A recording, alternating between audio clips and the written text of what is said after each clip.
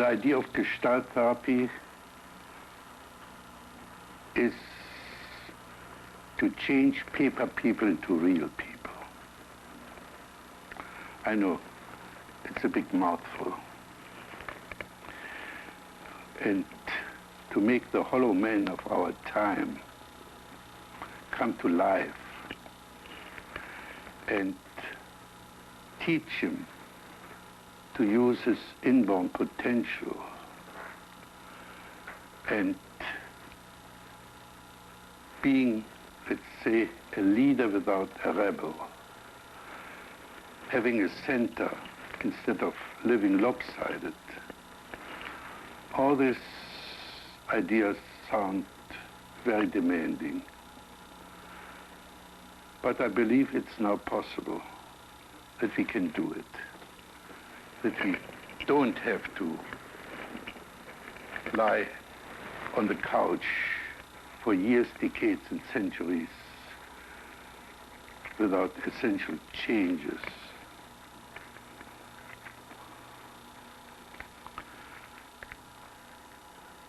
The condition under which this can be achieved is this.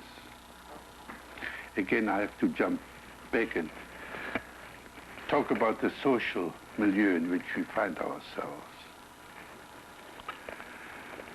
In the previous decades, he lived for what is right.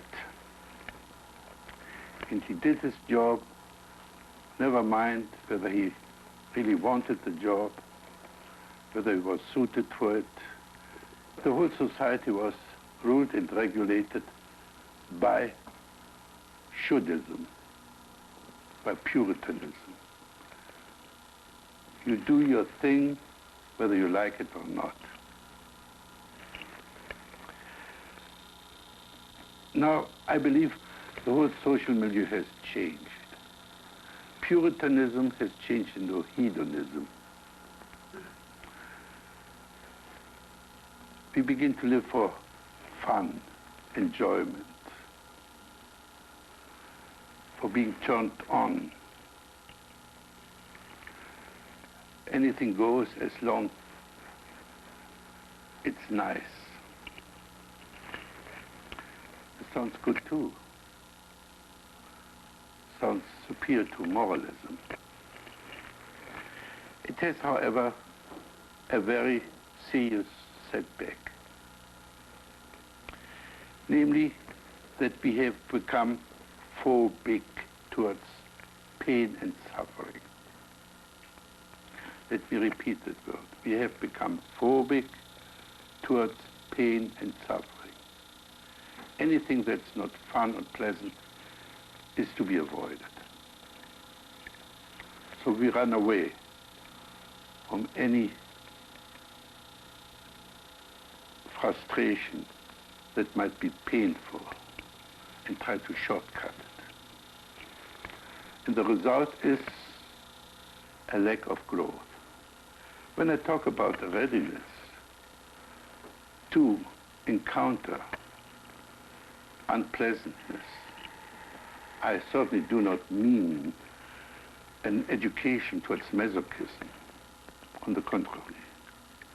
A masochist is a person who's afraid of pain and trains himself to tolerate it. I'm talking about the suffering that goes along with growing up. I'm talking about facing honestly unpleasant situations, and this is very much linked up with the Gestalt approach. I don't want to talk too much about the phenomenon of Gestalt. However, the main idea about Gestalt is that a Gestalt is a whole, a complete, in itself, resting whole. As soon as we cut up a Gestalt, we have bits and pieces and not a whole anymore. I mean, a Gestalt wants to be completed. If the Gestalt is not completed, we are left with unfinished situations. In these unfinished situations, press and press and press and want to be completed. Let's say, if you had a fight, you really are angry with that guy, want to take revenge. This need for revenge will nag and nag and nag until you have become even with him.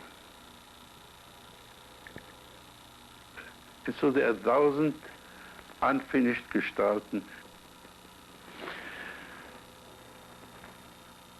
How to get hold of this Gestalt is very simple. These Gestalten will emerge. They will come to the surface. Always the most important Gestalt will emerge first. We don't have to dig à la Freud into the deepest unconscious. We have to become aware of the obvious. If we understand the obvious, everything is there. And the neurotic is a person who doesn't see the obvious.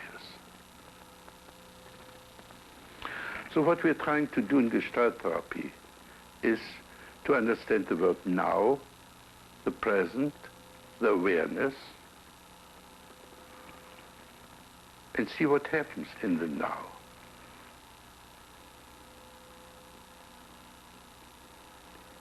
And to understand the now will take you anything from 4 weeks to 20 years. The second point I have to make in regard to our therapy is the word how. In previous centuries, we asked why. We tried to find causes, reasons, excuses, rationalizations, and we thought if we can change the causes, we can change the effect. In our electronic age, we don't ask why anymore, we ask how. We investigate the structure. And if we understand the structure, then we can change the structure.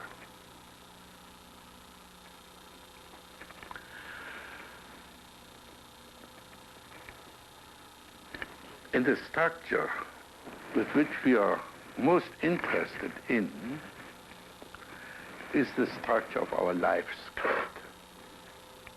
The structure of our life script, often called karma, fate, and we are not very much aware that we are writing our life script.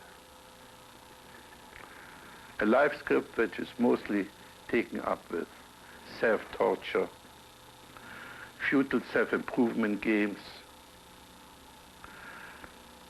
achievements, and so on. So what we want to do is to reorganize our life script. And the means and ways to do it can be understood to quite an extent. Right now, interested in meeting some of you, and I have to admit, I have a very bad memory for names. And I have to know a person pretty well or have a shock or great joy when I meet this person so that I can recall the names.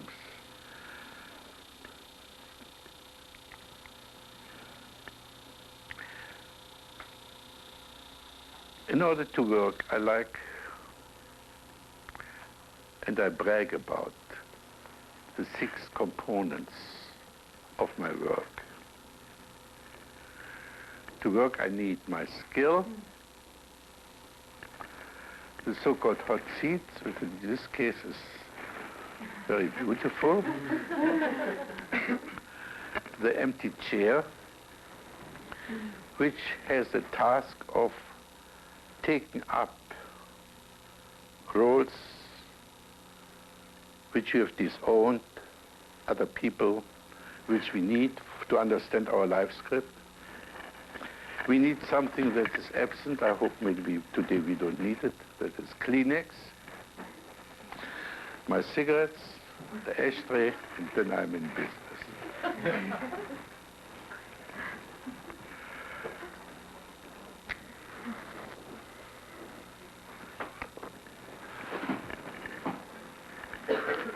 So I invite anyone who wants to come forth and work with me to take the hot seat.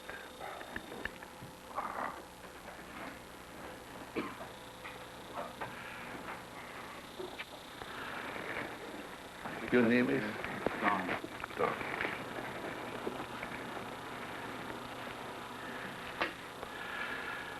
I have only one request to make to you. To use the word now, if possible, with every sentence.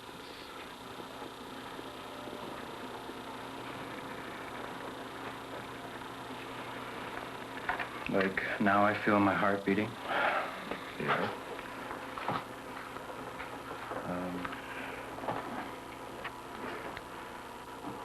And now I wonder why I'm sitting here. Why did I wish to fill the void?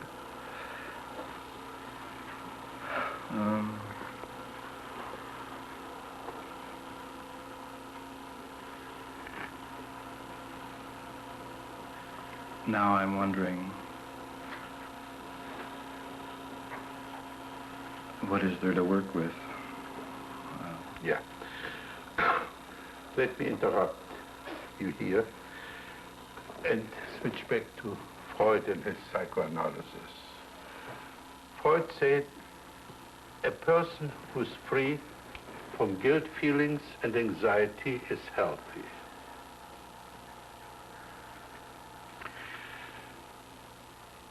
My own theory about anxiety and guilt are those. Guilt, as I hope to show in its context, is nothing but unexpressed resentment. And anxiety is nothing but the gap between the now and the later. As soon you leave the secure basis of the now and jump into the future, you experience anxiety, or in this case, stage fright. You get excited, the heart begins to race, and so on and so on, all the symptoms of stage fright. The fact that we very often don't notice our chronic anxiety is simply that we fill the gap of the now and later with insurance policies, rigid character formations, daydreams, and so on. If we reduce the later to the now, the anxiety is bound to collapse. So, let's do this now. Close your eyes and tell us in detail, what do you experience now? Well, physically I feel the warmth of one hand and another.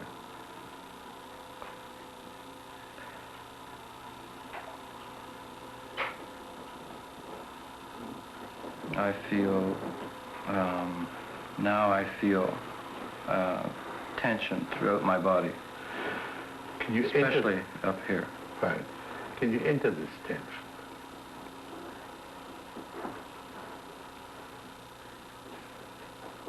It's as if I'm being stretched this way, across my shoulder. Can you do this to me?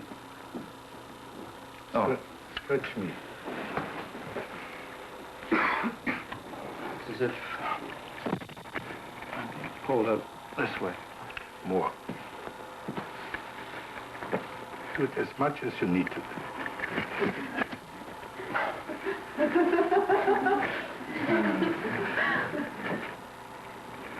Okay, sit down. Something like that.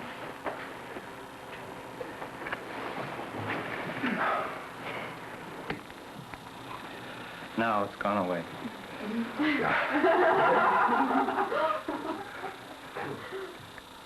If you learn to do unto others what you're doing unto yourself, You stop repressing yourself and preventing yourself from what you've got to do. I don't understand yet his need to stretch me. But to talk about it would be... And here I have to shock you, because I have to introduce one of the technical terms in Gestalt therapy, which is mind-fucking. The very moment we just play these intellectual games, like they do usually in group therapy, they throw opinion on each other, explanations, people interpret each other. So nothing happens except these intellectual word games. So what do you experience now, Tom?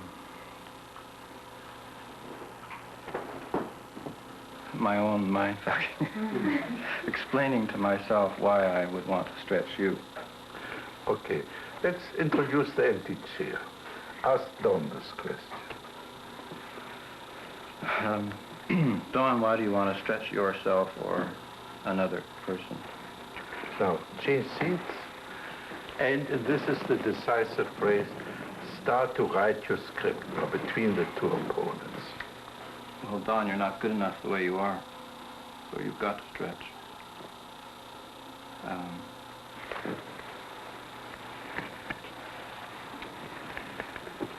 Yeah, that's quite possible. One never knows what one's potentials are unless one does stretch. I agree. I should stretch.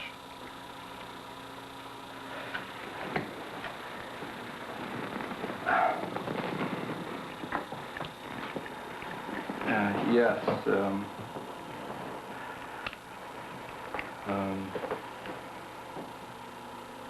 You seem to have got the message. And all you have to do now is do something about it.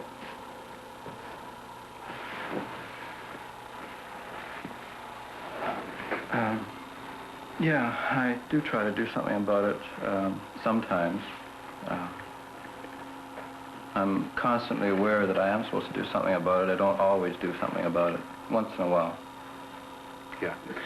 We make now the first acquaintance with one of the most frequent splits in the human personality. That is the top dog underdog split. The top dog, known in psychoanalysis as the superego or the conscience. Unfortunately, Freud left out the underdog.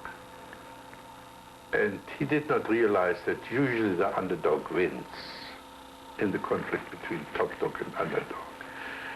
I give you the frequent characteristics of both. The top dog is righteous, sometimes right, but always righteous. He takes it for granted that this top dog that tells him he should stretch and improve, that the top dog is correct. The top dog always says you should. And the top dog threatens, if not then. However, the top dog is pretty straightforward. Now, the underdog works with a different method. The underdog says, yeah, or I promise, or I agree, or manjana. If I only could. So the underdog is a very good frustrator. And then the top dog, of course, don't let it get away with it. It increases the use of the rod. And so the self-torture game or self-improvement game, whatever you want to call it, goes on year in, year out, and year in, year out, and nothing ever happens. Correct? Not quite, but... the top dog keeps pushing. Yeah. And he gets... Say this to the top dog. Yeah, you keep pushing, and sometimes I give you something. I often feel it isn't adequate enough for doesn't quite meet your demands. Mm-hmm. So be the top of your demand. What in your demand? You should get much more organized, and you could be far more intelligent about how you go about things than you are right now. Okay, and, now, again, we do unto others what we're doing unto yourself. Say the same sentence to these people here. You should get better organized. Yeah, Bill, if you want to improve, you should get much better organized and make much more use of your time and energy. And you should get much more organized and be more intelligent about how you go about things. And you go a lot further. Gail, you can do the same. How do you feel in that role when you say this to others and not to yourself? I feel that they can tell me to go to hell. Okay, tell them to go to hell. You keep on nagging and then each one tells you to go to hell. Go to hell. Haven't I told you often enough that you should work harder?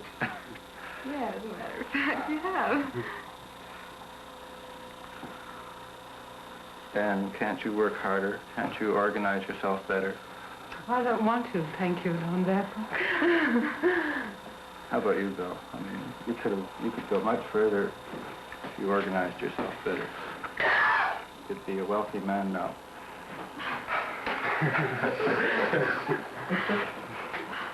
It's a fantastically successful business if you organized yourself and worked harder with your talents. Okay, how do you feel now?